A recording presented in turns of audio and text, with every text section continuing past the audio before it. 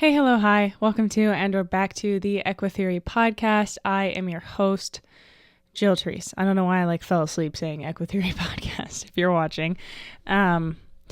This episode is just a heads up. Not going to be a super fun one, but it feels like it's probably going to be better to try and talk about this in a podcast episode rather than write an Instagram caption about it. Because as it is, it's already very hard to to explain how this past weekend went and just how emotionally, physically, mentally exhausting and difficult it all was. But yeah, so if you're not in the mood for a heavier episode today, revisit this one later. But if you want to know what's going on with our Marin Foal situation, then hang out and cozy up and listen to an update that I am really, really sorry to have to deliver. But it is what it is. So without further ado, let's get into it.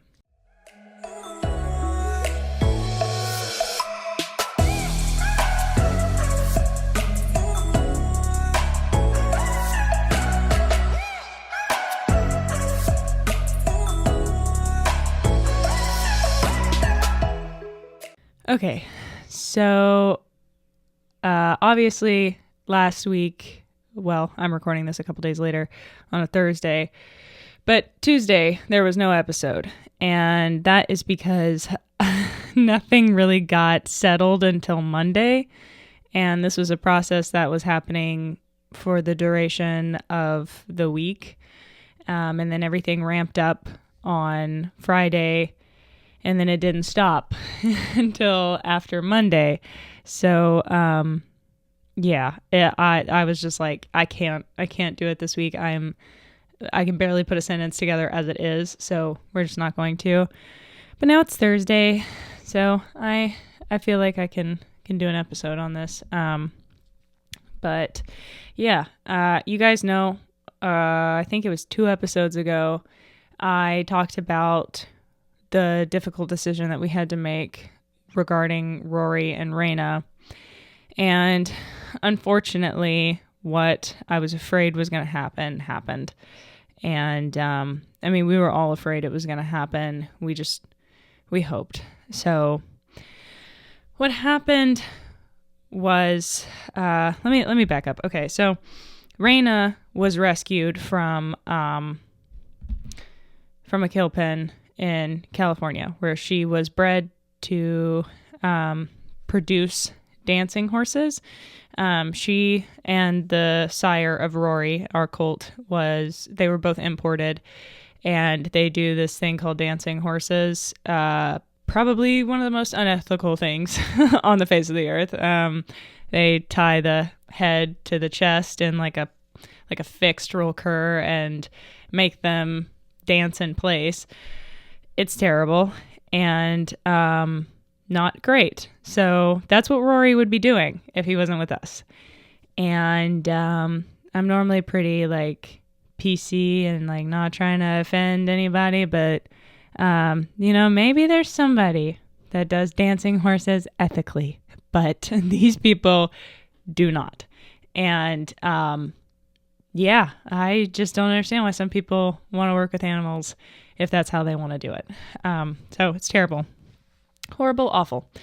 And so we got her out of a bad situation, at least. So Reina was bred in California with her feet in the condition that they were. And I'm going to do a brief recap because I'm 90% sure I talked about all of this 2 episodes ago. She got rescued from an equine rescue in North Carolina, went there, and then they were like, hey, could you guys take her? And my boss was like, yes. So now she was here, and she gave birth to Rory. My timeline is very messed up, so I'm going to ballpark things. I think it was 2.5 weeks ago, or maybe it's 3 by now. And we tried for another nurse mare, but this nurse mare was not all about Rory, and Reina was not happy, obviously. And it was a very heartbreaking situation to attempt to take her baby away from her. And we all couldn't do it. And, my boss and I discussed it, and, our vet discussed it with us, and we both just came to the conclusion that Reina would probably rather spend the rest of the time that she has left on this earth with her colt rather than, have him ripped away from her and then us try to rehab her, because the bones inside her feet were ski tipped. So if a normal coffin bone looks like this right here behind me, a triangle, it had a ski tip on it. So you can Google ski tip coffin bone and see a picture of it, or I'll throw one here. And she was really, really, really foundered. And we had seen some improvement in her soul depth, but the more pregnant she got, the more weight was on her. And we were stuck between a rock and a hard place. We have to feed this mare to, make a baby, but also she doesn't need a ton of food because she's foundered. And so, yeah, it was a very stressful, horrible process the whole time of never knowing what the right call was and if we were being ethical and doing the right thing for the horse, and her baby. And what would Reina want in this situation? Do we know? Are we being anthropomorphic? Are we putting our human emotions into her? Are we doing what's right for her? But, at the end of the day, what we attempted to do was prioritize her mental and emotional health over her physical health, which is why we opted to leave Rory with her for as long as we could. So we set up a round pen for her that had her fodder, her hay, her alfalfa, everything that we had been feeding her throughout the entire pregnancy. She was all set. But what we were really afraid of was when she gave birth to Rory, that her bones would descend through her soles because of the hormonal changes of giving birth. And that didn't happen until I think it was about a week after Rory was born. She got her full heat and came into season. And then we went to bring her in one day because there's no shelter in the round pen. I mean, there's a tree, but there's no like a run-in shed. So we had to bring them into the stalls. And when we went to do that, Reina could barely move. And we were like, oh shit, this is not good. This is what we were afraid was going to happen. And now we're going to have to make a decision here. And so I talked to my boss and I was like, you need to have a look at this and we need to talk about what we're going to do. And so we did. And it was so hard. I mean, even having Reina and Rory in the stall, when Rory would go, because there's like a little backyard, we'll call it. It's not like a run out area. It's like a little yard and like probably still too small for a big dog. And, it's where the stalls let out. And so we had her and Rory in the stall and they had the little yard area. And when Rory would go outside of the stall, Reina would get worried about him. And she can't move because her feet were in so much pain. And she would be turned around and couldn't get back over to her hay or water. And we immediately when all this started happening, we started making arrangements for a nurse mare to come and trying to find one this late in the breeding season and foaling season. That's the things. And so we were trying our best, but while we were waiting on all of that to get in motion, Like I was having to bring buckets of water to her because she couldn't move to drink. And it was really, really, really awful. And there's no medicine that you can give a foundered horse to take the pain away. You know, it's like trying to give ibuprofen for a broken leg. And, you know, also she's nursing a colt. So we had to consider that. And so finally, my boss and I just decided like the best thing to do for Reina is to euthanize her humanely and get a nurse mare for Rory. And we did the best that we could for everyone involved. And, you know, I both of us still are like, did we make the wrong call? Should we just have euthanized her from the get-go and not tried to rehab her, or just, you know, I don't know. It's really hard to know what the right call is. And so I've kind of just resolved to be like, it doesn't matter. We really tried to do what we thought was right. And we gave her time to get to know her colt and be with him and be a mother to him. And he got to know her. And now we had to have a really hard weekend. So we got a nurse mare arranged from a place in Kentucky. They sent us a mare named Skippy, and Skippy had lost her foal the weekend prior to us calling them. And so she was still like lactating and all of that, and was, you know, they said she's 15 years old, she's super sweet, she's had a bunch of babies, she's been a nurse mare, and we've never had an issue with her. She's super sweet, she wants a baby so bad, she'll be perfect. And we were like, thank God. Okay, because it's hard to find them. And so she got put on a trailer, and she came in Friday night. I think it was like a 9-hour drive. And so I made up a stall for her Friday night, and I had to milk her on Friday night, which was a new experience for me. Have never done that before. And she was really polite and sweet about it. And with my ignorance of me being like, I don't know how to do this. And so just to alleviate some of the pressure on her bag. And so we did that. And then on Saturday morning, we had our vet come out. And I heard a very strange sound. I'm sorry. I think that was the chickens. They live right next door to my house. There's the chicken coop. But anyway, so on Saturday, we called our vet out to help us through the process. And I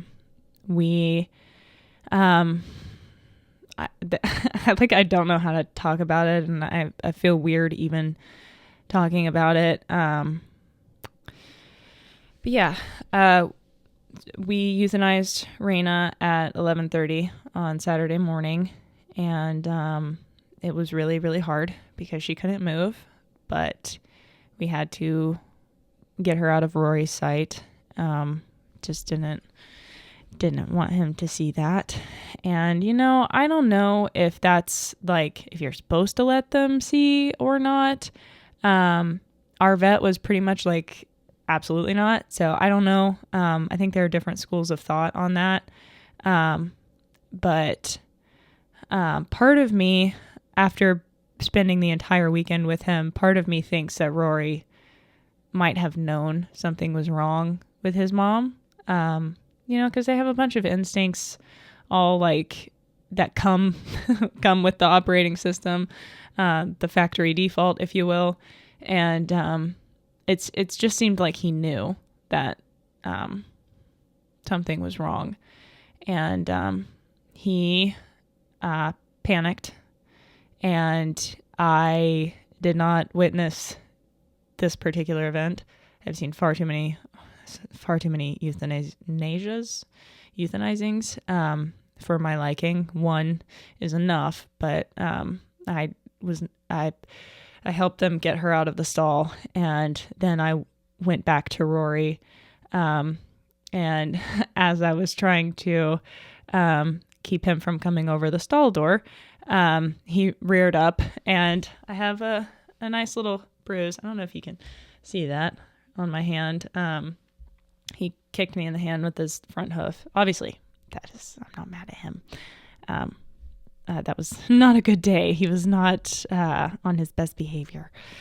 But then it was just a matter of trying to keep him calm and, as comfortable as we could, reassuring him, it was really hard because, you can't just tell them. They don't understand.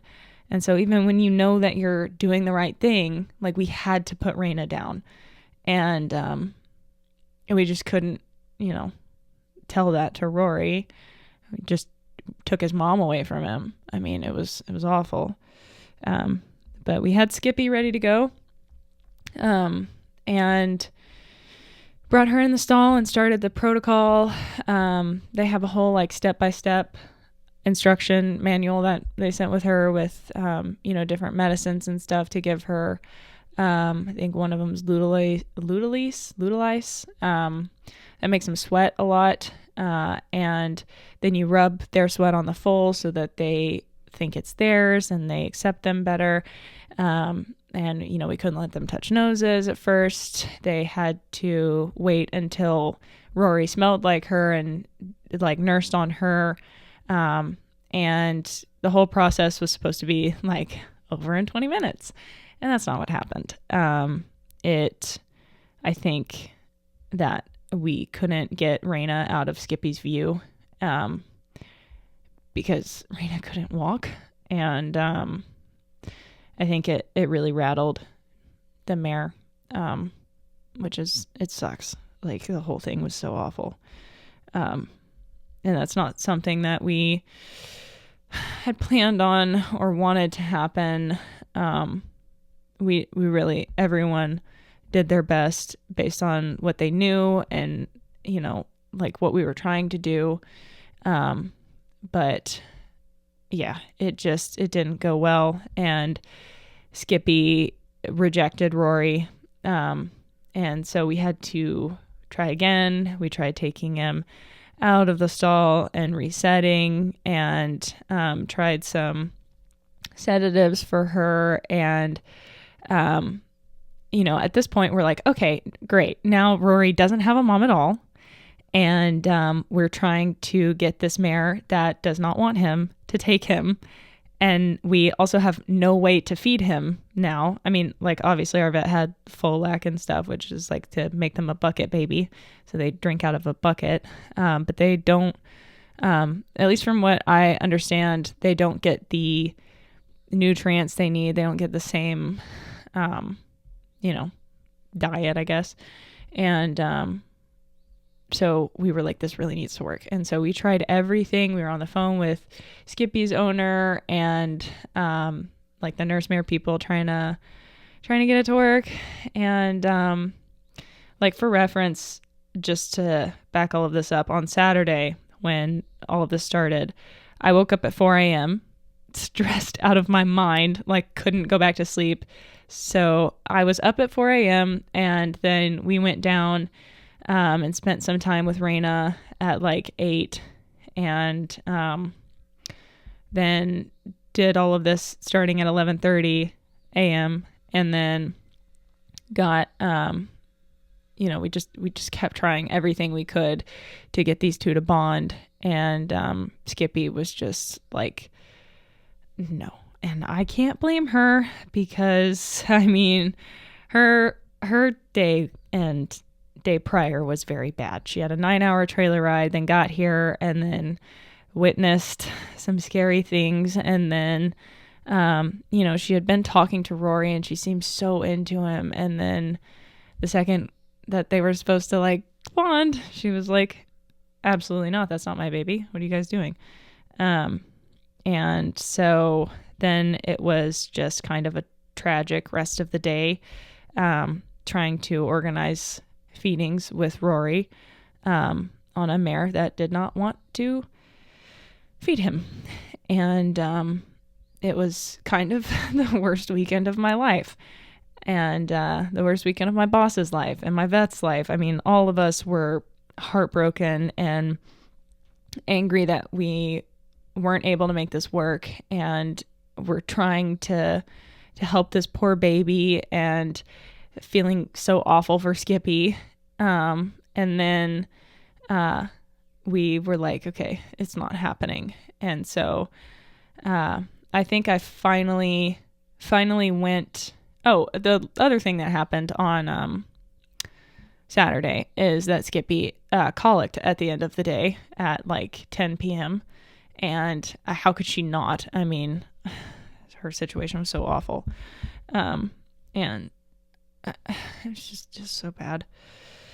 At 11:30, I finally walked in my house after the vet came back out to help Skippy, and then she was fine. I think she just got a little stress, gas cramp, and she was fine.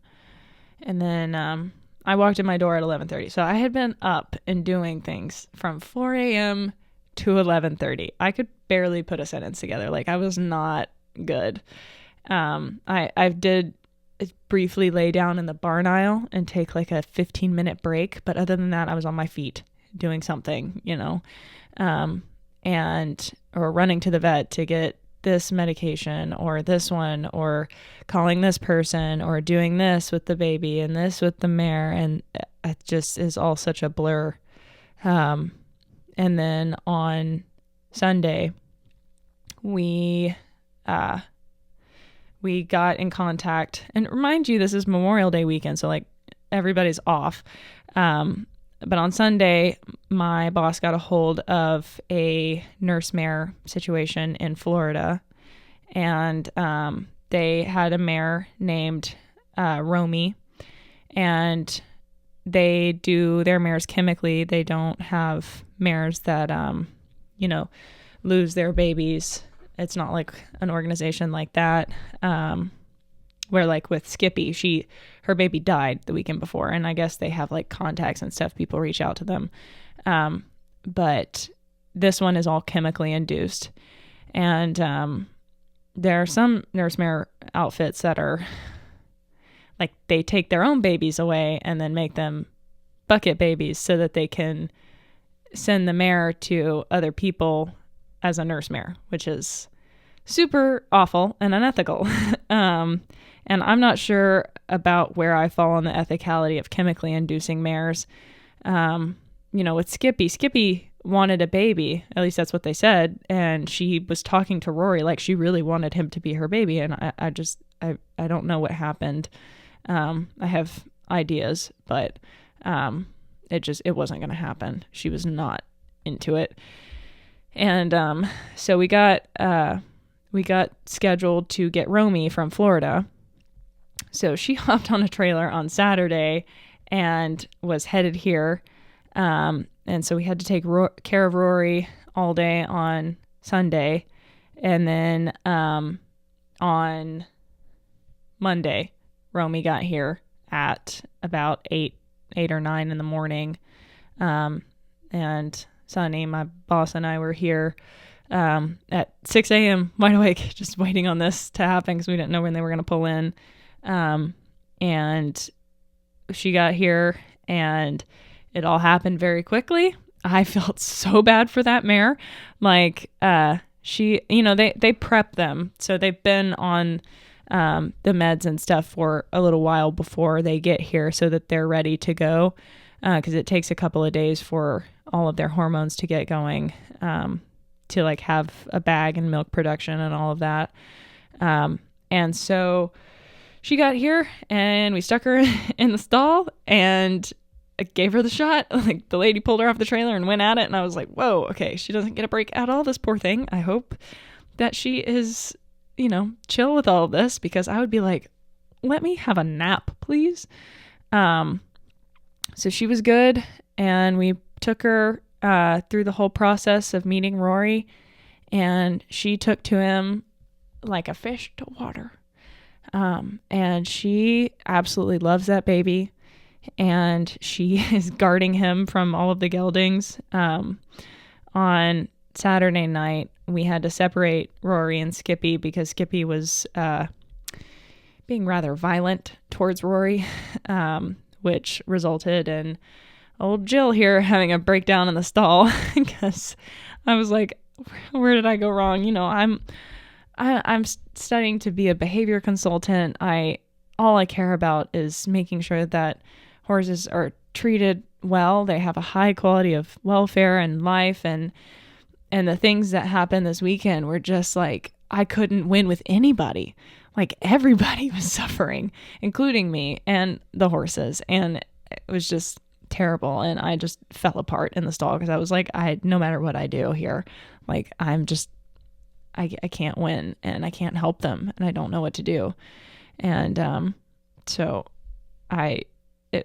anyway, one of the nice things that happened on Saturday is that Rory had the run out area to himself. And when I went down there to check on him that night, all of the geldings in that field, I think right now it's Wiley, Beamer, Danny, Dexter, it was Simba, and Demi.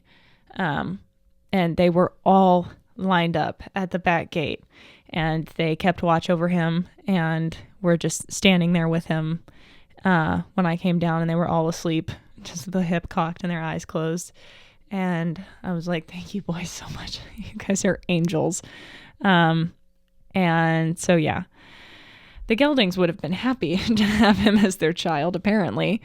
But yeah, so Romy took to him, and she absolutely loves him, and she is not understanding that he is besties with all of those geldings. So she is keeping a very close eye on him and making sure that he stays far, far away from all of those boys. And it's really funny in a weird way that, with Reina, because she couldn't move, she couldn't really like discipline Rory in any way. So he kind of just had the run of wherever they were at. But Romy has rules, like seriously has rules. If she wants him to stand quietly next to her, she will make him stand quietly next to her. She will herd him wherever she needs him to be. And I watched her back herself diagonally into a corner of the stall and then move him with her nose to the other side of her, so he was between her and the wall and couldn't get out of the stall. I ended up shutting the back door of the stall so she could get some rest because she was so worried about him going to say hi to the geldings. But, she just hasn't settled in yet. She doesn't know everybody, and that's her baby. And so, she's a little bit of a drill sergeant. That's what we keep calling her jokingly. But we're just happy that Rory has a mom that loves him. And, it's absolutely heartbreaking and tragic that it can't be Reina. That's all we wanted. And there's just no way to make it happen. Because we did actually take her hoof boots off after she was euthanized, and looked at her feet, and she had been standing like 1 foot in front of the other, like stacked, because she couldn't move. And I guess her left front was worse than the right front. And it was so bad. Like, I have a picture of Rory trying to nurse off of her while she was laying down. And I was standing there, and he was frustrated at her for laying down and was like pawing at her. And I was like, no, stop. And I had to keep his leg off of her. And I was like, just get a better angle, try, but like, don't paw at her. She would be standing if she could. The whole thing was just so hard. And, but we took her hoof boots off because she's been living in easy boot clouds. And, we looked, and her bone had gone through the sole of her foot. So there was no saving Reina. It was over for her. And I'm surprised she held on as long as she did.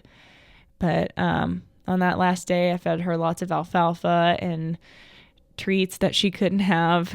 And, just tried to make it a good last day up until those last couple of moments, just because, obviously dragging her out of her stall away from her baby was not fun, but we did trank her. So she was sedated. but it was still very stressful. And I just on Saturday morning was just petting her face and trying to keep myself together because I knew I had a long day ahead. And just petting her and rubbing the eye bugs out of her eyes and telling her that we were going to do our very best to take care of her baby. And that's why it made Saturday and Sunday so hard, because I was like, I made a promise to this mare and I can't take care of her baby because this mare, Skippy, doesn't want him. And it was really, really hard. And I don't blame Skippy at all. I mean, she doesn't know what's going on. It was a bad situation for her too. And like the whole thing was just, it was not fun. But Rory has a mom now and she can move, and she is keeping him in line and very concerned about his safety. And I'm having to give her the shots that they sent with her, and she's been super kind every time. And I have to give her some oral medications. I'm done with one of them, but she still gets electrolytes every day. And shockingly, both mares were thoroughbreds. Usually they use like grade mares, quarter horses. But Romy is a thoroughbred. She's very cute. Her name is It's True Romance. She made $13,000 on the racetrack. Not very good, but she's very sweet and she really cares about him. And that's ultimately what matters the most. And he is so restful now. He doesn't seem worried at all. He seems very happy and content with her. And I mean, when we first introduced them and she accepted him, like he just like rubbed his head all over her, just like could not stop touching her and rubbing on her and loving on her. Like it was so unbelievably sweet. And I'm so thankful that he finally has a mom that cares for him, because it was really rough for a couple of days. And like, I don't know. It was just not good. And those were probably the hardest couple of days of my life. And then I had some personal life things happen in the midst of all of that just made it so much more stressful and so much worse. And like, I wish that I could paint a clearer picture of what happened that weekend. But because I do think that it's hard to fully understand like how difficult the whole thing was. But I do think that even if I was able to communicate it all verbally, it's very different to say I was attacked by a lion versus actually being attacked by a lion. Like the feeling of what was happening is very different than just hearing it secondhand. And it was absolutely dreadful. Like I have never experienced something so bad, and I have never been so tired and exhausted. Like not just physically, like body is sore everywhere from being up and doing stuff all day and, you know, wrestling gigantic animals. It was just mentally and emotionally so much. And yeah, I truly hope that we never have to go through anything like that again. And I hope that none of you guys ever have to experience that. Yeah, it's just not good. And there's a lot of other things that happened, and I just really don't feel super comfortable talking about it just because, you know, it was just really hard, and not something that I feel like I need to really get into and be judged for, really. I just want to be very clear that everyone involved, me, my boss, our vets, everybody that helped us that day, all anybody wanted was to make sure all of the horses were happy, healthy, safe, and cared for, and weren't afraid. And it was very hard to meet all of those goals. and we were trying really, really hard. And there was just no right answer, seemingly. But now Skippy is going back home. She, I think she left today, and can't get away from us. Poor thing. I mean, she just got thrown here and just thrown to the wolves. And it like genuinely makes me so sick to my stomach for Skippy. I feel so bad for her. And just obviously confused and just not into it. Whereas like Romy was like, oh, okay, I live here now. My baby. Cool. Like she had no problem with the adjustment.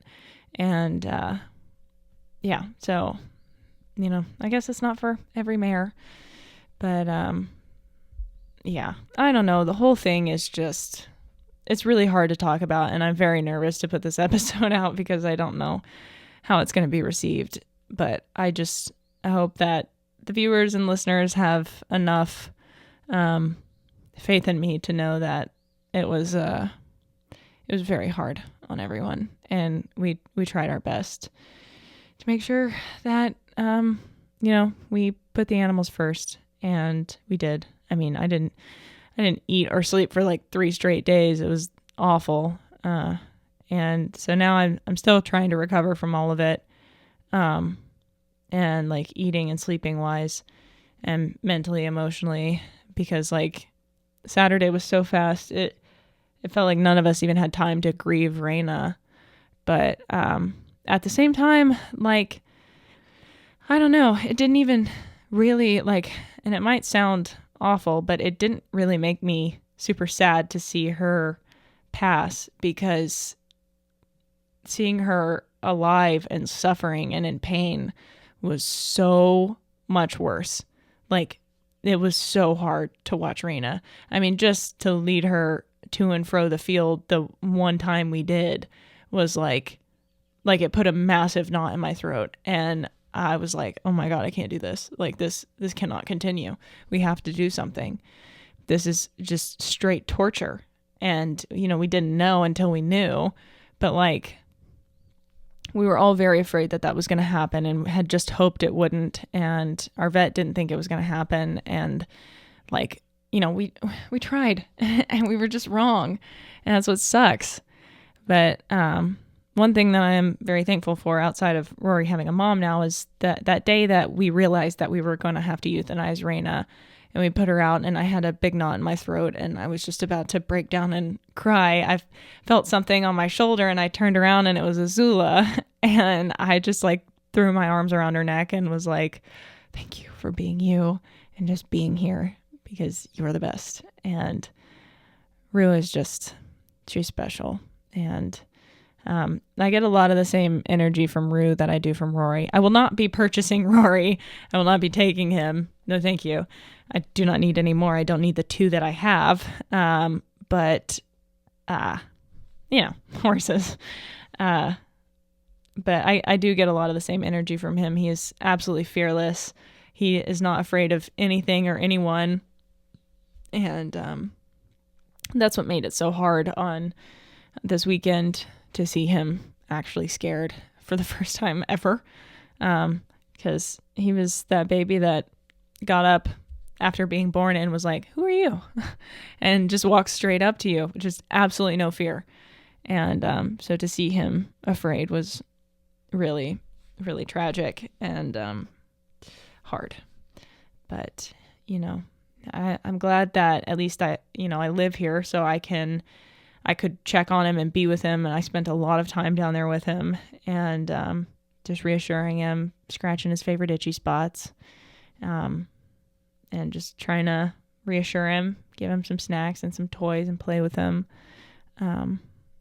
But yeah, I don't know what I said earlier. Like it was strange, because it seemed like, I mean, it's probably just learned helplessness. And like, he was like, okay, well, I guess there's no use calling for her. She's not coming back. But it seemed like when Astro lost Ghosty, Astro did not stop panicking.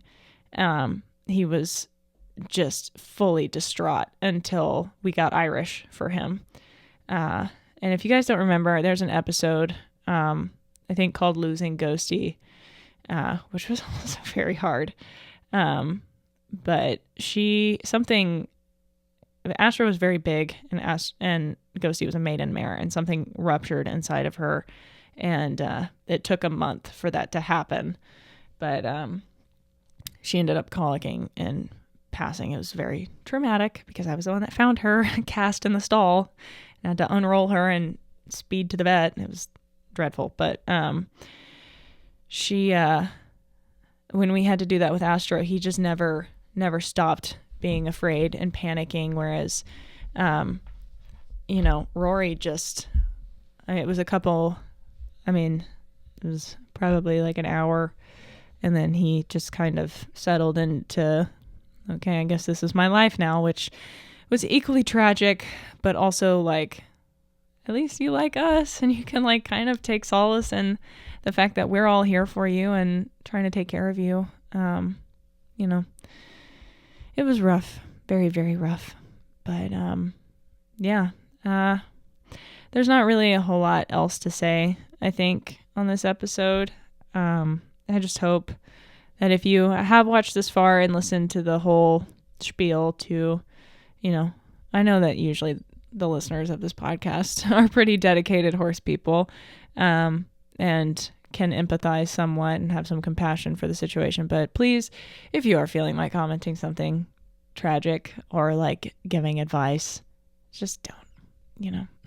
Like any other time, I am so open to people's opinions and advice and hearing other people out. But like, this is the one time that I'm like, I want to rest and recover and take a breath. Because it was just like Skippy faked us out a little bit. Like we thought she was going to take Rory, and we all, broke. We were like, cool. All right, we can finally all go take showers and eat something and take a nap.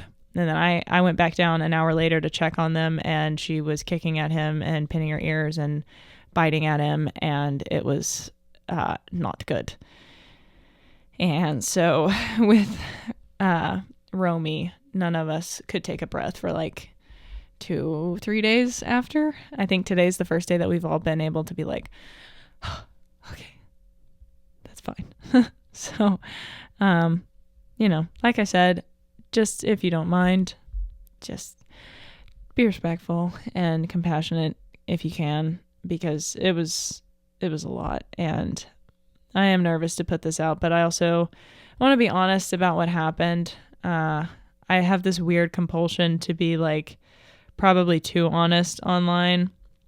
I don't know why I've always been like that. I feel like I have to tell the truth all the time. And as much as I don't want to talk about this, it is what's going on. And I know that there are people that are invested in Rory and in Reina's story and want to know. But yeah, so we were able to save him, and God, he reminds me so much of her. He has her ears, which is a weird thing to say, but Reina had really goofy, floppy, like Eeyore kind of ears. And they swivel and flop really hard. Like they're too heavy for their heads. And Rory's are exactly like that. Like when he was born, I was like, is he a demi-colt?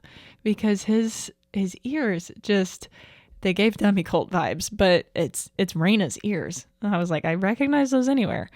And he's not stupid by any means. He does not have any like cognitive issues. He is all about everything all the time.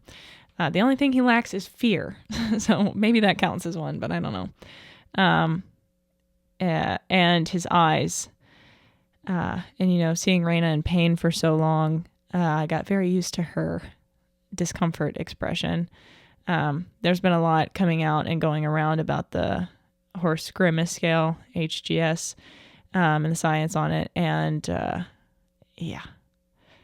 good.